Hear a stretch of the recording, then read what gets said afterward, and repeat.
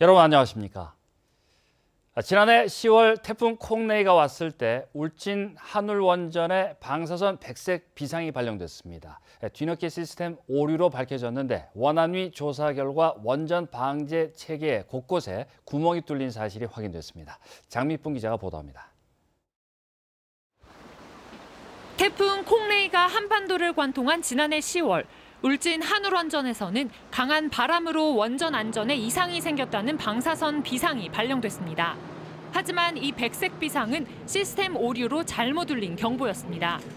한울원전 기상탑 프로그램에 문제가 있어 경보가 잘못 울렸는데 이를 근거로 백색 비상까지 발령된 겁니다. 원자력안전위원회가 뒤늦게 전수조사에 착수한 결과 경주의 신월성 원전 1, 2호기에서도 이와 같은 시스템 오류가 확인됐습니다. 프로그램이 코딩이 잘못됐어요.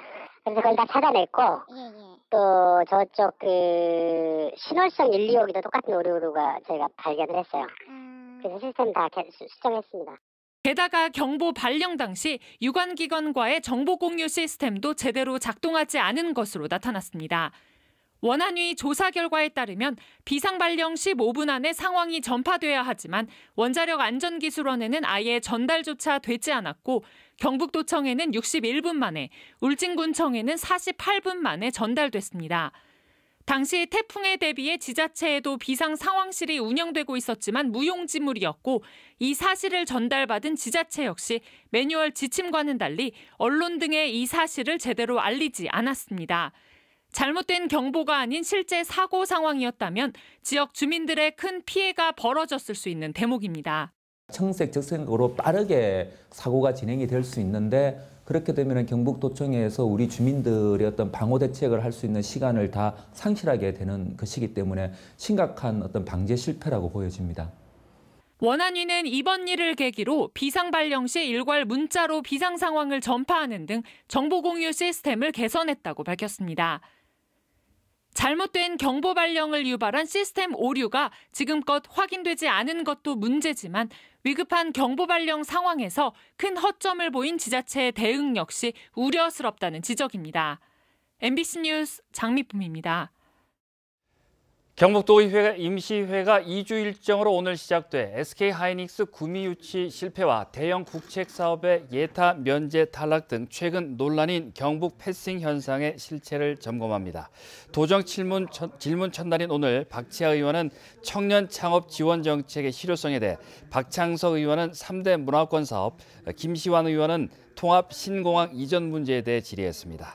내일도 의원 3명의 도정 질문이 예정돼 있고 기획경제위원회는 경북경제진흥원 등 8개 출자 출연기관 업무 보고를 통해서 지난해 감사 지적사항의 개선 여부도 점검합니다. 다음 주에는 통합공항 이전지에 조속 결정을 촉구하는 성명을 발표할 예정입니다.